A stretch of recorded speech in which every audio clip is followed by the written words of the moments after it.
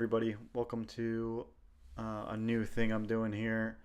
I don't know if I'm going to call it It's Time to Learn, but for now it's time to learn. And I've been getting a lot of requests for perspective tutorials. Um, there's plenty out there, so I'm not too sure. But everyone wants to know their own take on perspective because I think perspective is a unique. Um, it's got a unique feel to it where you can take as much as you want and put it into your art, or take as little as you want and put into your art and kind of force it to work. It's something you know really up to the person, and so I guess it is kind of important to see what I do with perspective and how I like to work it. So before I start doing something more subjective, I'm going to just talk a little bit about some of the basics that I've learned from many different places and people. Mainly David Chelsea's book, Perspective for Comic Artists, or maybe for comic book artists. But look that one up. That one's ridiculously good. I like that, and I like how kind of David Finch does his. He's got a couple videos out, and there's just a whole lot of other people that do it differently. But yeah, a lot of my terminology and whatnot is from other books and people that have done it way long ago, and I'm just kind of standing on their shoulders, kind of preaching what they preach. I'm definitely not smart enough to figure all this out. So here we go. The first few concepts you need to learn are really just things you take for granted when you're doing art, but it's great to understand. So the first thing is understanding overlap. When things overlap each other, when shapes do, or anything really, when there's an overlap, it looks like the front, the thing that you see clearly or entirely, looks as if it's closer to you than the object that is obstructed. So here I'm going to do a little example of that, and it's pretty much a it's just a basic scene. There's a thing in the foreground and a thing in the background, and I slowly realized I didn't even need to do something as complex maybe as a silhouette of somebody. It works with anything, but here I put in kind of the shape of some dude, stick figure looking dude, and I just wanted to illustrate this. But this is something you really take for granted when drawing, really, because you know this is something that since you're a kid you kind of start understanding. You draw a little tree in front of your little house, you quickly realize that it's going to be kind of depicting it as in front of each other. So here I'm taking way too long. It's a start of the video, so I'm taking way too long to illustrate this because you pretty sure everyone gets this point, and I'm thinking that it's not a waste of time, but it's good to know. So like, it's one of the basic principles of perspective. I think it's not the most, actually it might be the most useful, because you can get a lot across from just overlap. A lot of the trouble I have is because I don't take the time in my art to like erase away lines, and sometimes I get lazy with that, so it ends up where I could have more overlap and more depth, but really I kind of just draw things next to each other instead of overlapping each other, which really makes things flat. So you can get a lot out of the overlap concept. And I did draw the little shapes afterward because I was like, okay, yeah, you really can illustrate this way simpler than some dude and some mountains. But you get the point. And I think that this doesn't need much more explanation, and it's probably beating a dead horse. It's a weird expression. Why do we say that? It's kind of like the skin the cat one. It's really weird to say. To beat a dead horse. I mean, it makes sense. You wouldn't. I mean, to beat anything dead is too much. Anyway, all right. So it's moving on to convergence, which um, is a big, not a big word. It's kind of a good word for saying things getting closer to a particular point where they converge. They get closer to each other. So here I want to illustrate convergence is the basis of um, pretty much vanishing points.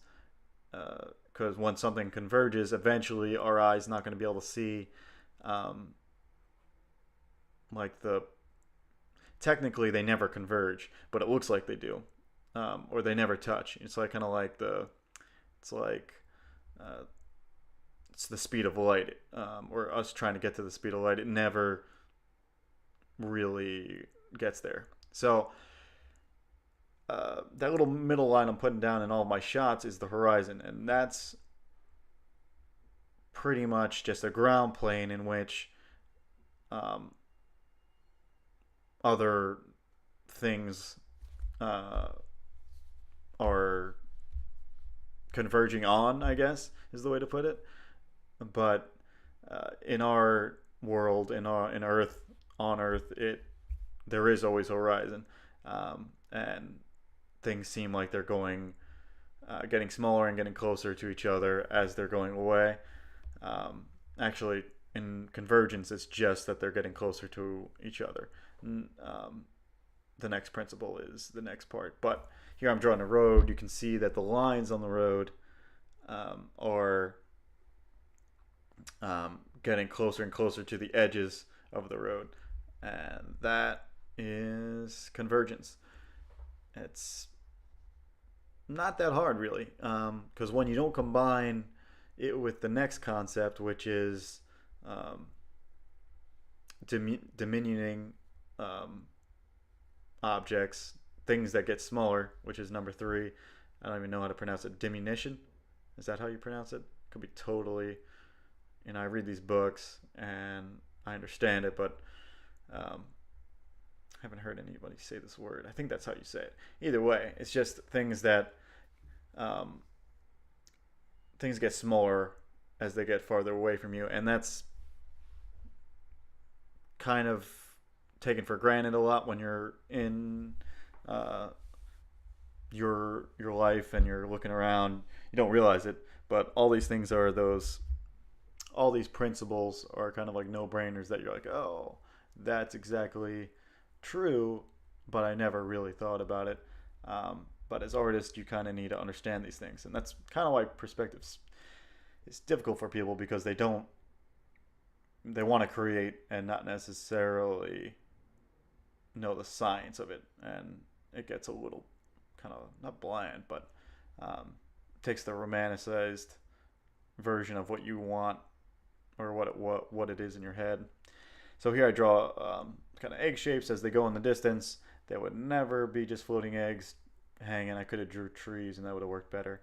But yeah, you can see, and immediately your eye and your brain is like, oh, those are not getting, they're not literally getting smaller. They are the same object and they're going farther away from you. That's what your eyes are picking up.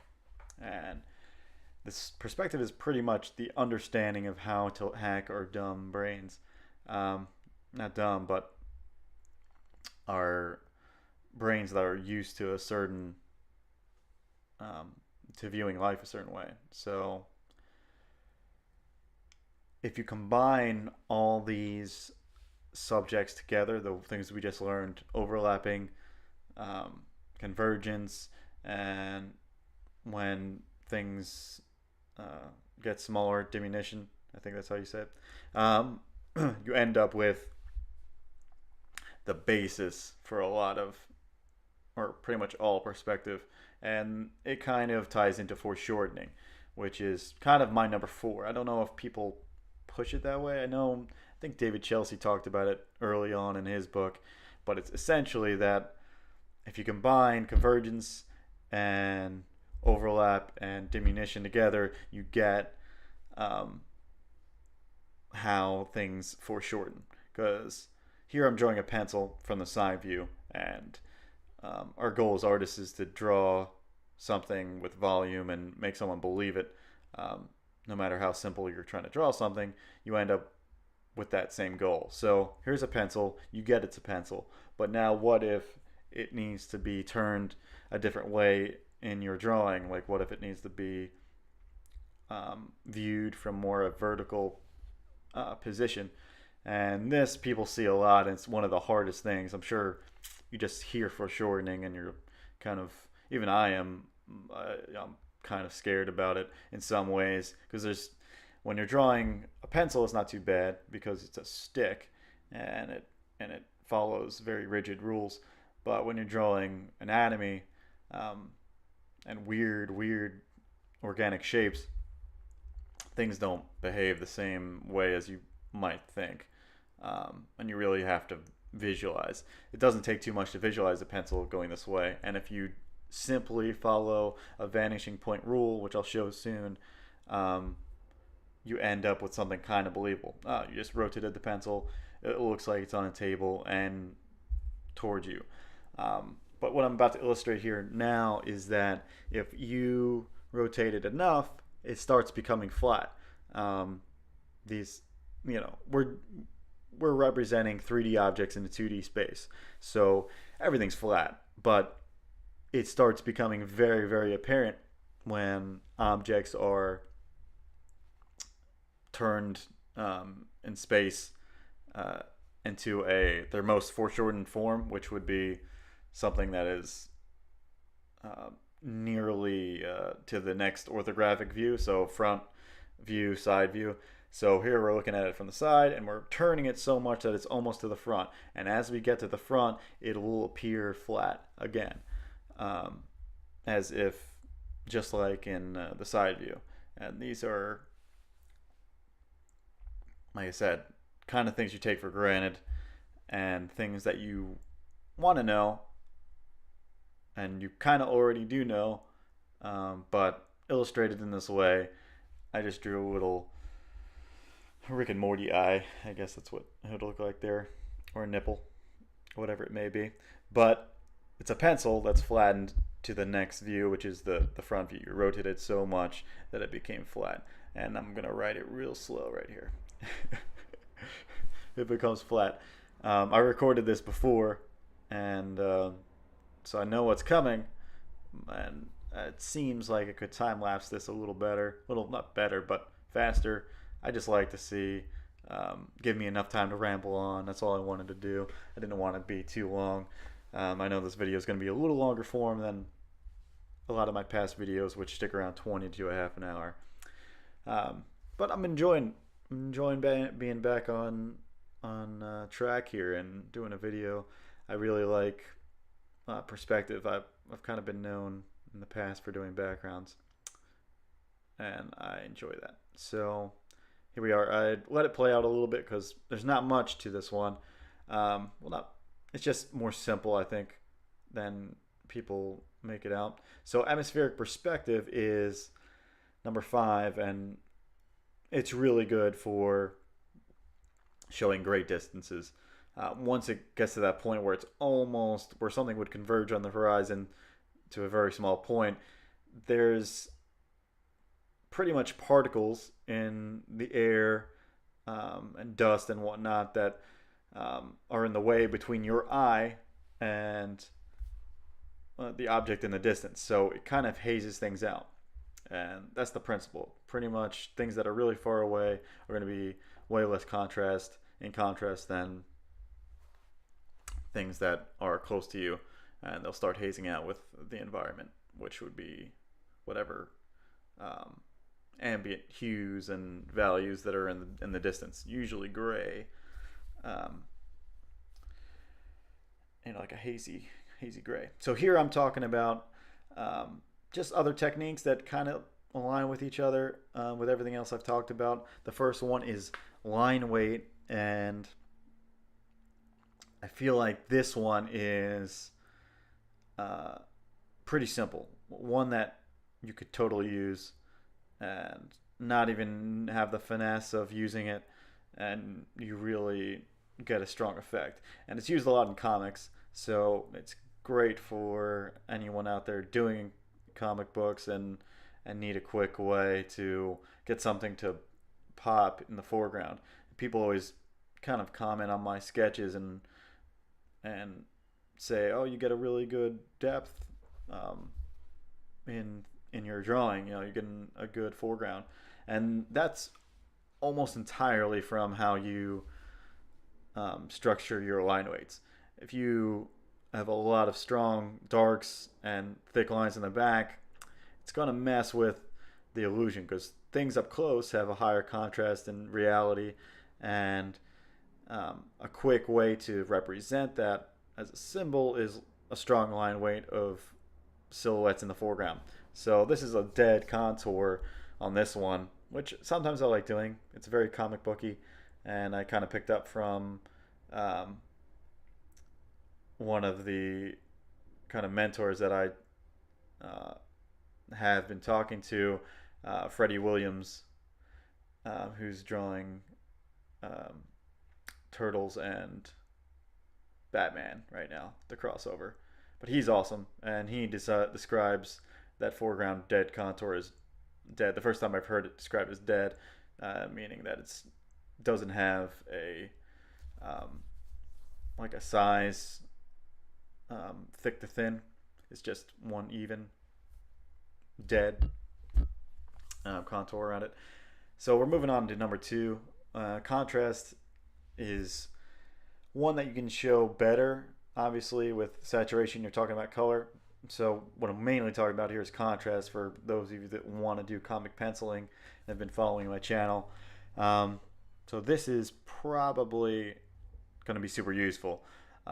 You're going to want a lot of your spotted blacks and your dead contours and your hard shadows, and even a lot of your little higher than halftones all in the foreground, and then leave a lot of your grays in the background, and even if it's super far away, start using the white on the page to not completely delineate all your lines, and then you also add in your atmospheric perspective, and that's what ties into it. So here I have three figures, one in the foreground just like before, and he's super dark, and then there's a guy in the background and he's like, you can't even see most of them, one because of convergence or diminution, but the other because you want them as white as possible. And I've added a lot of grays in the middle ground. You can see that there's way more hashed lines on the guy in the front. That's to create high contrast, and very few lines on the one in the background. That's to create low contrast, and then the middle is somewhere in the middle. Obviously, you're going to create grays there, and bam, it works. You're combining a few different things together, and you're getting a good result. Now, I'm going to do a demonstration at the end, and I don't think I used a lot of shading, but I did do a little bit, and you'll see that I usually do it with things in the foreground. And a lot of things I struggle with in art is trying to create something that deserves a black treatment in the background. If a building has a really high contrast metal in the background, I struggle with, do I make that black or do I make that gray? Because it needs to look like metal, but that's really where I come from when I'm trying to figure out distance. I'd made a lot of mistakes in the past, and I'm slowly getting better, and you slowly judge things better. It it really comes from reference. Look at some reference, and um, find some good photos of black and white stuff, and that's something good to study. So now we're on to the real deal, the stuff that you're used to seeing when you're seeing tutorials. And here I'm setting up a 1, 2, and a 3-point perspective. And really, that's why I call it the real stuff. Really, this is what you need to know practically. Um, it's the physical thing you're going to do to make something have a basis for your world or whatever you're drawing. You need it if it's if it's in a world that has a horizon, it's going to have these perspective rules. So here I'm drawing. You'd want to use a ruler generally when you're setting up one of these, and maybe in pencil or in blue lead, something that you can erase away. I'm using ink so you can see it. And I'm drawing straight lines relatively well freehand, but you're going to want to use a ruler. Um, the thing is about drawing perspective is like the first few lines matter the most, and it usually is the ones that you're most careless about because you don't have any other points of reference. But everything you lay down initially in perspective affects everything that you do afterwards. If you get one line wrong, then the next line is going to kind of, subjectively, not subjectively, but kind of subconsciously in your mind, you're going to do something drawing, and your guide's going to be off. You're going to draw something a little off, and everything's going to build on that, and it's just going to be this exponentially screwed up situation, which is a lot of where my drawings go that I don't show you. And you're not alone if you have one of those days where you're like things are not working out. Here I'm drawing 2-point perspective, which there are infinite points on the horizon line that you're laying down. And the horizon line is really where your eyes are. The horizon line should be the level of your eyes, the cameraman's eyes. The camera itself, that's level. So when you get on your knees and duck or squat down or go prone on the ground, that horizon line is going to lower with your eyes. It's going to seem to. And I don't make it as a point, but that's really true. And I'm glad I'm saying it now. So when you're drawing 2-point perspective, you're just picking 2 points. And the closer together they are, the smaller the pretty much the ideal cone of vision, that little pretty much in the center of your drawing between 2 points, you're going to have this sweet spot where everything looks not distorted and it looks nice and it looks realistic. The farther, the way, pretty much the closer you get to the vanishing points and not in the middle, you get to the point where things are super distorted. And you can see on the grid where rectangles were in the middle, they start becoming triangle almost, and very, very odd shapes. So here in 3-point perspective, it's essentially everything else, and I'll come back to it later on in the video, I know. But 3-point is pretty much you're setting up 3 points, and the vertical lines are usually, just because we live in a vertical world, we stand straight and buildings go up, and just things tend to be drawn like this. But you can view a 2-point perspective another way too, and put 3-point perspective points wherever you want them. But it really, all it means is that there's 3 vanishing points, and you're using this more complex perspective. So here I'm writing, what does this do for you? And I've kind of been talking about it along the way, but why is it useful to put in your art? Really, if you use everything I just talked about and set up everything you do in a perspective, at least initially, you're going to have a way, it's like using a reference. You're going to have a way more realistic, a really realistic foundation. And even if you stray from that, you're not going to be at least willy-nilly and just having lines go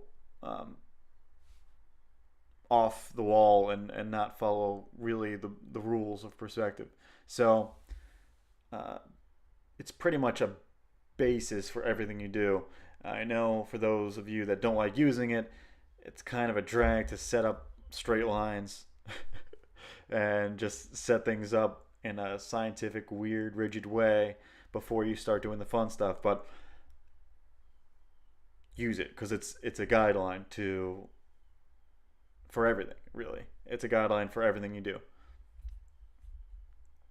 Um, so here I'm writing, how do I, me, myself, Joe, how do I use perspective? And I use it for a few different reasons. These are the reasons why I use it. One is for focus, pretty much where vanishing points are, your eyes tend to go toward. And I might go over that in another video. And it kind of tends to lend to storytelling too, number three. But we're talking about here is realism. If you want something that is not drawing your viewer out of their um, suspension of disbelief, you want the viewer to just look at your art and not think about, oh, I'm looking at art. You want them to be like, oh, this is crazy. Even if it's fantasy or abstract, you want them to be immersed in what you're doing. So in our case, for perspective, the whole point is to either play with the idea of reality and you're really just trying to make kind of use surrealism and trying to play with it, or you're trying to do something realistic. Either way, you're messing with these rules and using the rules in your own with your own judgment and your own kind of you want it to add to what you're doing, but not totally become the art. Unless you're an architect, and then it's super important that you are using a ruler and following strict rules. Um, anyway, this is for storytellers mainly and illustrators or whatever. Um, and it applies a lot to designers too, because designers don't copy, they kind of build things from their own imagination because they know the rules. They know these rules of perspective so well, and have used it so much that they don't need reference most of the time, because most of the time they're building things that are not of this world, so they'll grab reference for something else, like, I don't know, they'll grab reference for a car, and really they're going to draw a spaceship, but they're using just the car as a foundation, and then using the imagination and the rules of perspective to make it work. So here, I'll write it out, but essentially what I want to do here is put you in my process step by step. I'm going to run you through how I make an even grid, and you can make any kind of grid. You saw me just make a few grids on the previous page with 1 point, 2 point, and 3 point, but there's a big difference here. I'm going to show you how to make an even grid, and there's a big deal. I'll tell you later why it's important to have an even grid, but for now, just know it's really, if I had to say one of the best things that I learned how to do in perspective that most people didn't emphasize, it's the even grid. And this is pretty much what you came to this video out, because I'm going to call it how to make an even grid, because that's really my take on it. An even grid, it's important to have perspective, and yeah, you can throw in lines and use the lines as landmarks and use, you know, a loose perspective to have a decent basis of where to put things, but an even grid gives you such a foundation that's just going to give so much more realism to your art. So here I have step one. Just make 2 points, because you need 2 points to really show this, to make an even grid. You don't, because 1 point perspective will do it as well, but I think it's more illustrated if I use 2 vanishing points. So here I put it down, I labeled them, and I start laying down lines, but that's really the next step. It's step 2, which is drawing a few lines toward the cone of vision, which is the center of your image, where things are not going to be distorted. So you pretty much start with 2 points, And then you want to add just a couple of lines. So I guess I didn't make step 2. But it's really the first couple steps is vanishing points, and then you make a couple lines converging and intersecting. And somewhere in the middle, you're going to see, hopefully, you're going to see something that looks like a perfect square. And your goal is to make a somewhat looking perfect square in the center of your image. That's what you're looking for. And you're going to find it almost always an equal distance, the 45 degree or the 90 degree. You want something that looks like it's 90 degrees in perspective. So here I'm illustrating the cone of vision. The middle part is ideal for doing your art. On the sides, it's going to be distorted. It's going to start looking funky because our eyes are always centered. We can kind of use our peripherals to see the weird distortion that you will get, but really our eyes are focused, and that's what we're illustrating here. So the next step is find the shapes that appear to be square, like I was saying, and here that corner that I just marked is 90 degrees in perspective. It's really not 90 degrees on this 2D space, but it acts like it. So next step is you're going to find your diagonal vanishing point. And now diagonal vanishing point, like I said before, there's infinite amounts of points on a horizon line, and you're just going to find the diagonal reference point for your even grid. So here, check it out. You're going to have pretty much the 2 empty points that you haven't used yet is going to make a diagonal in between your vanishing points. And you're going to use that diagonal vanishing point to be the diagonal point for every other square that you're going to lay down, which, check it out. So step 4, you're going to pretty much connect the dots to the next grid line over. So you have your initial square, you draw the diagonal to the diagonal vanishing point. There's 2 other points on the square you have, one on the left and one on the right. These points are on the line adjacent to your next square. So really, you can go to left or the right one, and you can draw a line from that point to the diagonal vanishing point, and this is going to cue you in on where the next square will be, the next grid space. And this is super essential to finding the even grid, and which is going to give you such a good foundation.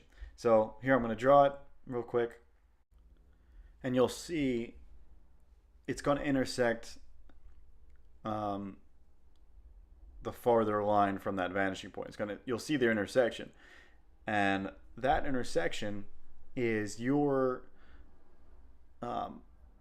pretty much your cue. It's the point in which you're going to draw your next line to your left vanishing point. And it's going to be this back and forth,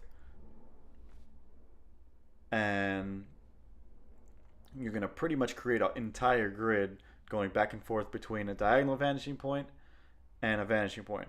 Now the diagonal works because it essentially helps you split and find the middle things. Like it divides things evenly, perfectly. I know for a fact David Chelsea goes into this for many pages, and so refer to his book way more than this video if you really want to know the good stuff, because he explains it in detail and visualizes things for you like really well. The whole book is drawn visually, so it's insanely valuable, especially for comic artists. So the last step is pretty much do this connection from the vanishing point through the intersecting line, and now you know where the same size grid space would be in space. So if the vanishing points are set up the way it is here, the diagonal vanishing point will give you your next position in the grid. So pretty much rinse and repeat here. It's going to be draw a line to the diagonal vanishing point, then draw an intersecting line through that point that is created on the opposite vanishing point. And it gets confusing if I keep talking about it in with words, but just watch. I'm going to connect another line from the other side of the square, and then use that intersecting line to create the next grid space. And you want to draw through as much as you can here. Once you have the diagonal vanishing point, the more you draw through, because all these different lines apply now to the whole space. This is how you easily make an even grid.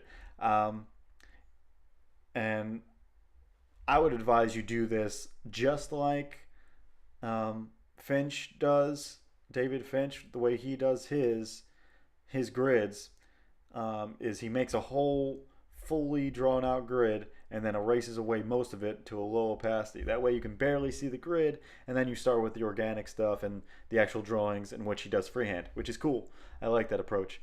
However, he doesn't make an even grid, which, depending on how organic you want it to be and how much you don't know your subject, or how much you do know your subject, if it's a city that is, got a lot of curves and stairs and craziness, an even grid's going to help you out. You're going to be able to mathematically know where, oh, I got this perfectly, and I've drawn it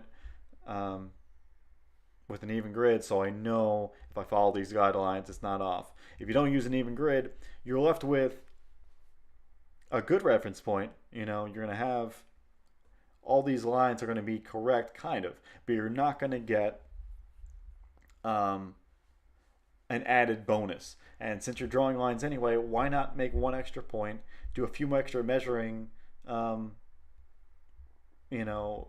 take the time to measure just a few more times, and you're going to end up with an even grid, which, like I said, it's if someone had to tell me or ask me what would be my most valuable tool in my perspective toolbox, it would be the diagonal vanishing point, for sure. Because it works for anything. It will work for if you do the same thing vertically. Even if you just turn the page, you can see that instead now it's a wall instead of a floor. It's a building side of a building instead of. You can easily make really realistic looking depth from this, and you don't. Finch always says in his videos that you need to judge this, but this is a good way to get your eye used to judging it. So what does this do for you? What I'm writing down is it automatically makes things get smaller at the right rates as it goes back. So diminution works perfectly automatically. The even grid also means you get an even rate of convergence. So if you have a bunch of street lamps down a road, they're all going to be looking like they're the same distance because you have them exactly measured. And yeah, you can judge that, you can guess that, but that comes with time, that comes with a lot of practice. So this is a time to learn. So let's get down to how I really use it. I'm going to talk a little bit while a time lapse plays, but essentially, like I've described, this is going to give you the best set of landmarks for your drawing.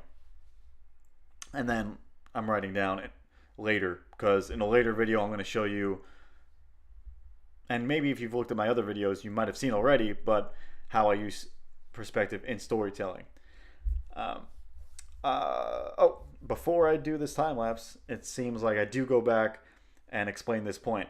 So technically, in 1, 2, or 3 perspective setups where there's 3, 2, or 1 vanishing points, there is still going to be 3 sets of lines, 3 different directions. So in one of them, if you're doing 1 point, the vanishing point becomes the dynamic point, and the other two become flat to your picture plane. So they're going to be 90 degrees, and which makes this a simple but cool and effective way to do a lot of depth. So you could do the same trick with this, except that instead of going to a vanishing point, you're going to use the flat markers, the flat lines, instead of a second vanishing point. For 2 point, it means that there's two vanishing points covering the depth out to the horizon. However, vertically, in this case, in most cases, the vertical lines, things that go up and down, will be perfectly straight. So a building in 2 point perspective in this setup will be perfectly straight. Now, the last setup is self-explanatory because the third point is already laid out. So in this case, all of your lines in each direction are all dynamic, going to converging points, vanishing points. So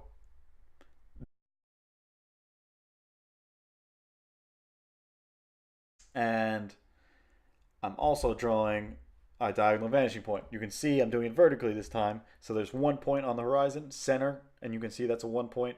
And the next line is on the vertical line. You can see it below the panel, and I draw a diagonal from that point, and that gives me depth of a wall. So now I know I can calculate easily these windows that I'm drawing in. So I'm drawing in windows that are going down, and they're going to be even. And bear with me because I am guessing here because I'm not doing the second set. Otherwise, it would take forever to show this demonstration. But I am showing now. After that, I calculate by diagonals, going to that diagonal vanishing point, how far away things are getting and how small they're getting. And you can easily get lost in putting too many lines down. I'm sure this still is looking super complicated, but believe me, do some examples, do some of the setups, just draw a grid, draw some cubes on top of your even grid, and you'll see how awesome it is to have this in your toolbox, for sure. Um, so here I'm just gonna I'm using a reference, and I'm kind of recreating. So in your reference, if you're using reference, you're gonna look at the picture and find the vanishing points, and then kind of guess at where they would be in your panel. And it's not like a huge guess, it's not a vague guess. You're gonna probably get it pretty right. So here I'm drawing street lamps. They're gonna go in the distance here, and I'm gauging with the diagonal vanishing point how far away they would be. And you can see I get it pretty close to right. They're small on the page anyway, so not a whole lot of worries there. But those little street lamps are evenly spaced because of the even grid.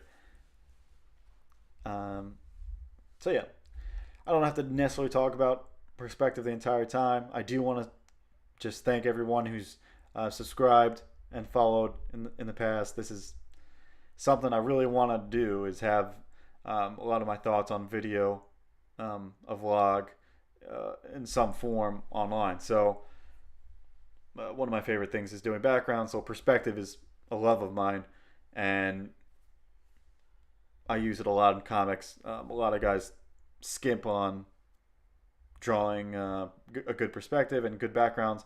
I don't know, maybe it just doesn't intrigue them. But to me, it's awesome. And the better you do a background, the more the character feels a part of it. If you do their perspective as well, and do it well. But everything that you add to a background or to assist the drawing is just going to make it that much more believable and less jarring. It's going to make this immersion way easier, as far as I look at it. So here I'm drawing a car. If I get it right, and then I have a character next to it, if you get the car right, they're already like, oh, this is a real place. It's got a realistic car. Looks like something believable. And so you pretty much make it real easy for them to suspend their belief on this. So I do want to talk about how, if you're drawing something more cartoony, the realistic perspective is not as important. It's all your preference, but um, you do want to have some sort of perspective. But the more cartoony it is, the more we um, don't let things for be taken for granted. You know. So don't worry if you're doing a lot of cartoony stuff. Anyway, we're heading back to the. I think we're heading back to the point where I'm adding in some shade, and I'm doing that in the foreground because that's where the most contrast is, and in the background I try not to do that. Um, so it's pretty much nearing the end. I want you to try out the even grid and try out drawings like this, and then try it out in storytelling. And I'll have a video in the future that will actually discuss a little more about how it's used in storytelling. I promise. Thanks everybody for watching. You just watch It's Time to Learn, and you've got definitely a better basis for your perspective and for all your art. You don't have to follow my rules, but please go read David Chelsea's book. Go read other books on perspective. There's plenty of them. Watch videos from independent artists and see how everybody does their own methods with perspective, because everybody's got their own techniques. And you can learn a lot just by doing quick studies and just watching other people's methods. So again, thank you for watching. Thank you for subscribing if you've done that. Please like the video or dislike it if you don't like it. But if you do like it, the support is greatly appreciated. I'm doing a lot of writing recently. Everything behind me is pretty much the basis of my writing for Star Circuit, which is my personal project. It's my sci-fi racing comic I'm writing right now. So everything's kind of been converted from the wall to the computer right now, and I'm still writing. I'm still doing designs. I'm still working on a lot of different things. There's so much to do, but I will be putting up a blog. It'll probably be starcircuit.com, and I will be posting regularly, and it'll be like a development blog, and I want to share everything because I think it's important that you